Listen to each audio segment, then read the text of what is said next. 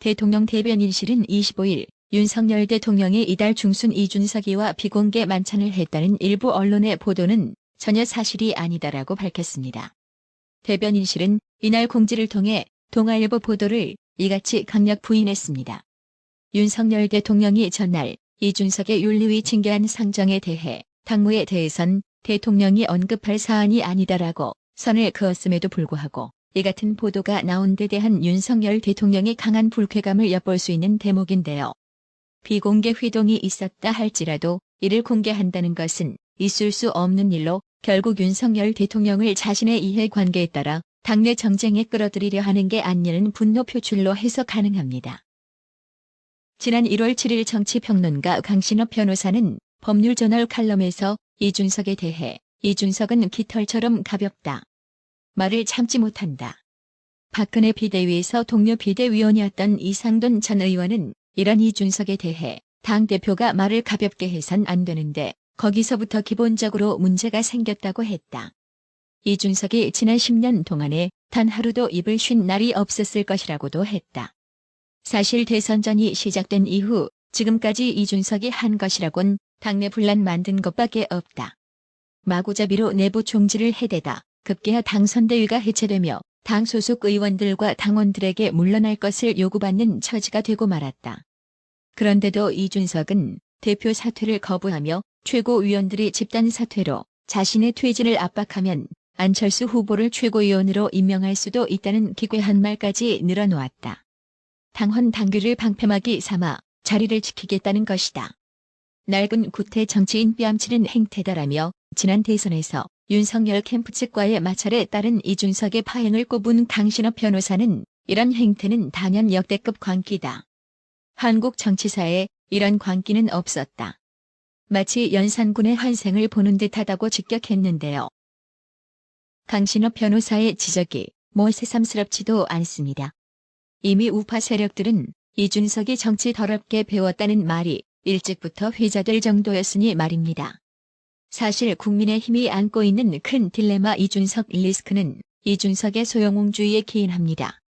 지역 국회의원 선거에서 거의 득회에 가까운 단독 공천을 쳐받아 3번이나 출마했지만 연거푸 낙선에 -3선이라는 불명예스러운 별명까지 얻은 이준석은 자신이 마치 대단한 선거 전략가나 되는 것처럼 행세합니다. 이준석의 간댕이에 헛바람이 들어간 종의 기원을 찾아보자면 어느 순간 박근혜 키즈가 되어 권력 맛을 보면서 정상을 일탈한 기괴한 캐릭터를 갖게 되었는데요. 지금의 이준석은 거의 구제불능급으로 봐도 무방하리라 봅니다. 맛칼럼니스트 일은 때려주었는지 오로지 좌파 관점에서 정치적 입장만 처밝히고 있는 황교익이 대학 등록금이 2023년부터 인상될 가능성이 제기된 것과 관련 20대 청년 세대가 윤석열을 대통령으로 선택했는데 감당하시겠나라고 비아냥거렸습니다. 이에 국민의힘에서는 유치한 세대 갈라치기라는 지적이 나왔습니다. 황 씨는 지난 24일 페이스북을 통해 다음 학기부터 대학 등록금이 오를 것이라는 뉴스를 본다. 대학 등록금을 낮추지는 못할 망정 올리겠다고 한다고 언급했습니다. 황 씨는 이전 정부들은 반값 등록금을 약속하고 등록금 부담을 줄여왔다며 윤석열 정부는 올리겠다고 한다고 했습니다. 그러면서 20대 청년 세대가 윤석열을 대통령으로 선택했다. 윤석열을 감당하시겠느냐고 반문했는데요. 이에 대해 박민영 국민의힘 대변인은 25일 이 같은 황 씨의 발언을 담은 기사를 공유하고 유치한 세대 갈라치기라고 비판했습니다. 박민영 대변인은 문재인 찍은 40대들 집값 감당되냐고 따져 묻는 것과 무엇이 다르냐며 비판도 최소한의 논리와 품격은 갖춰서 하라고 질타했습니다. 이어 하물며 등록금 규제를 풀어야 한다는 주장은 상황적 필요에 의한 문제의식 표명이지만 집값 폭등은 무능함에 의한 정책 실패의 결과라며 하나를 꼽자면 후자의 잘못이 훨씬 크다고 주장했습니다. 박민영 대변인은 국민이 싫어해도 국가의 지속 가능성을 위해 필요한 개혁들이 있다. 공공부문 부실화 해소, 연금 개혁, 등록금 조정 등이 대표적이라고 했습니다. 이어 하나같이 문재인 정부 당시 해결했어야 할 수건 과제였다며 그러나 문재인 정부는 인기 유지에 눈이 멀어 5년 내내 좌시해왔다. 그 결과가 막대한 국가 부채와 경기 침체다. 이재명 의원이 대통령이 됐다면 뭐가 달라졌을 것 같으냐고 물었습니다. 박민영 대변인은 물론 국민의 부담을 최소화하기 위한 노력은 필요하다면서도 그러나 방향성 자체를 부정하고 비꼬는 건 하등 도움이 되지 않는다. 야권을 지지해야 할 이유가 되지도 않는다고 지적했습니다. 그러면서 정말 국가와 청년을 걱정하신다면 이런 비아냥 말고 대안적 지혜를 모아주길 바란다고 충고했습니다. 문재인 좌익 정권이 지난 2019년 11월 동해 북방 한계선 NLL 이남 지역에서 납포된 뒤 한국의 망명 의사를 밝힌 북한 선원 2명을 조사한 후 이들이 동료 선원 16명을 살해한 흉악범이라는 북괴의 주장을 받아들여 북한으로 강제 추방한 것과 관련 24일 한국난민정책과 윤석열 정부를 주제로 화상청문회를 주관한 공화당 소속의 크리스 스미스 하원 의원은 문재인 정부가 2019년 11월 어부 2명을 끔찍한 운명이 기다리는 곳으로 돌려보냈을 때 우리는 모두 충격과 경악을 금치 못했다고 말했습니다. 스미스 의원은 우리는 그들이 김정은의 절대적인 악의에 의해 잔인하게 다뤄지리라는 것을 알고 있었다며 그것이 그들이 하는 일이라고 비판했습니다. 그러면서 인권에 대한 모든 것에 반하는 이런 일이 어떻게 일어났는지 매우 진지한 조사가 필요할 것이라고 덧붙였습니다.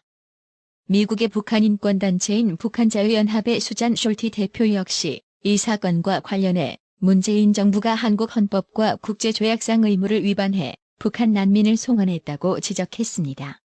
숄티 대표는 그러면서 문재인이 독재자 김정은의 독재 정권을 기쁘게 하는데 더 관심이 있었다고 비꼬았는데요. 그렇습니다. 문재인은 지금 라면이나 처먹으며 트위터질이나 하고 있을 때가 아닌 것 같은데요. 미 의회가 촉구한 것처럼 자국민을 자진월북으로 내모른 것도 모자라 목숨을 걸고 탈북해온 사람을 거짓말쟁이 북괴말만 듣고 흉악범으로 내몰아 강제 북송시킨 것에 대한 진상규명 반드시 해야 합니다. 한겨레는 지난 24일 국정원이 21 1급 보직 국장 27명을 대기 발령했고 국장 아래 직급인 단장들을 국장 직무대리로 보임했다고 보도했습니다.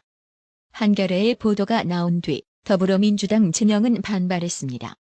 새치 혓바닥 박지원은 24일 MBC 뉴스회전과 인터뷰에서 오늘 한겨레 보도를 보고 깜짝 놀랐다면서 내가 국정원장 물러난 지 이제 사직서에 잉크도 안 말랐다고 국정원장으로 언론에 노출되면서 자신이 무슨 짓을 저하고 다녔는지는 기억에서 삭제한 채 여전히 정신 나간 말을 늘어놨습니다.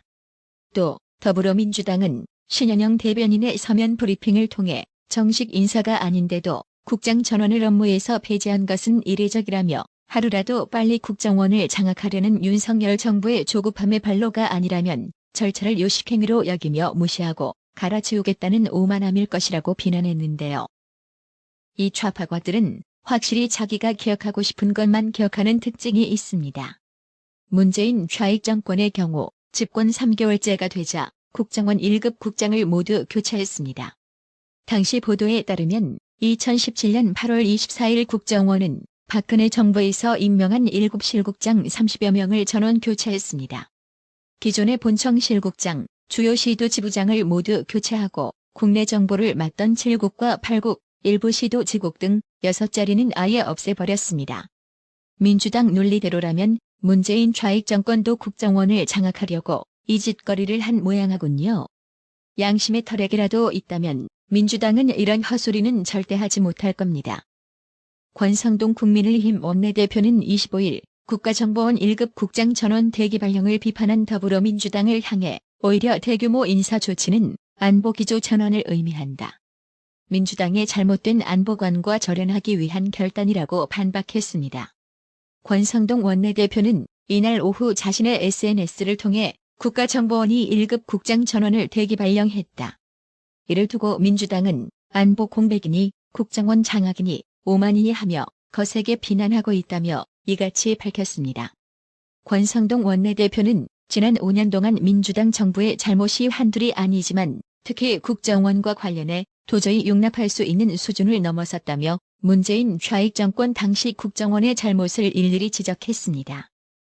권성동 원내대표는 박지원을 겨냥해 대선 기간 고발사주 의혹에 연루된 것도 모자라 대통령 후보를 향해 호랑이 꼬리를 밟지 말라는 망언을 했다며 퇴임 이후에는 방송에 출연해 엑스파일을 운운하는 지경이라고 비꼬았습니다. 서훈 전 국정원장을 향해선 해양수산부 피살 공무원 유족으로부터 직권남용 혐의로 고발당했다며 몇 년 전 양정철 민주연구원장과 비밀회동으로 구설을 일으킨 바 있다고 비판했습니다. 또 박선원 전 국정원 기조실장은 천안함 침몰이 북한 소행이라는 것을 부인하고 선체 결함설을 주장한 전력이 있었다며 반미 학생운동과 미문화원 점거 농성의 주역이었다고 전했습니다. 김영욱님, 정영록님, 박영규님, 어려운 형편의 나라의 TV 운영 유지를 위해 구독료 후원해 주셔서 정말 감사합니다. 나라의 TV는 구독료 후원으로만 운영 유지되고 있으니 구독자님들의 따뜻한 정성이 필요합니다. 항상 뉴스 전달 방식에 노력하는 나라의 TV가 되겠습니다.